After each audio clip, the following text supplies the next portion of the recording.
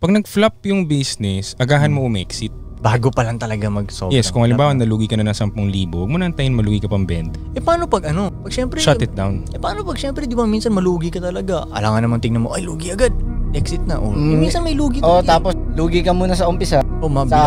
Mararamdaman mo siya. Kung okay lang sa'yo sa business mo na nalugi ka, meaning gusto mo yun, tapos alam mo yung gagawin sa kanya. Pero halimbawa, naranasan ko na business na di ko siya masyadong gusto, pera lang habol ko.